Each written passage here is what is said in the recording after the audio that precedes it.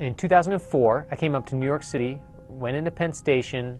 The man in front of me started complaining about the reception on his cell phone. We're 80 feet underground. He's bashing on his little device, and I'm thinking, you know, what we've forgotten, what you're forgetting, mister, is that this is a beautiful miracle. You're talking to somebody very far away with this little transmitter and this little receiver in this device, and we're forgetting that all around us, this electromagnetic radiation is carrying messages, and it's kind of an amazing thing. So I started a book. I wanted to try to capture the magic of hearing the voice of a stranger in a little device in your home, because for the history of humanity, that was a strange thing.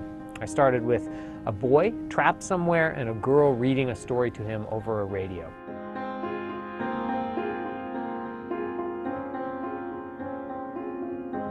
Then about a year later, I was traveling in France on book tour. I went to the town of Saint-Malo, which is on the northern coast of France in Brittany, walking around this beautiful seaside town, a walled fortress, the beautiful channel, the green waters of the channel breaking against the walls. And I told my editor, look how old this is, this medieval town, it's so pretty. He said, actually, this town was almost entirely destroyed in 1944 by your country, by American bombs. So I started researching a lot about the city of Saint-Malo. Immediately I knew that was the setting. That's where the boy would be trapped listening to the radio. Third piece of the narrative came about a year later when I started reading about what had happened in Paris in the invasion in 1940 when the Germans came in. The Germans came in, of course, they took over all the radio, but they also, with so many cultural treasures and natural science treasures in Paris, they had to be protected, and they had very short notice before the invasion. So they started packing up Rembrandts, they packed up Da Vinci's from the Louvre.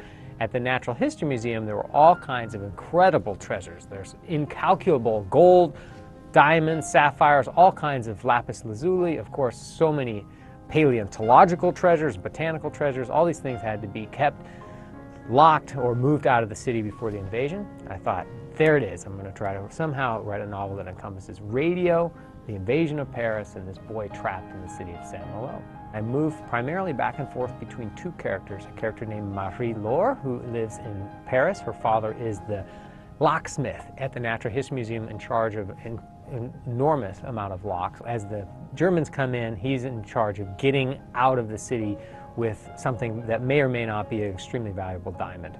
The other narrative, the main narrative that braids with Marie's, is of a German boy named Werner. He's an orphan, and he is very gifted with electronics. He falls in love with radios as a young boy. He finds his own way out by fixing a radio for a very important official. He thinks it's going to be a way out of the mines, but it turns out to be a very complicated way out. He ends up at a paramilitary school for Hitler Youth.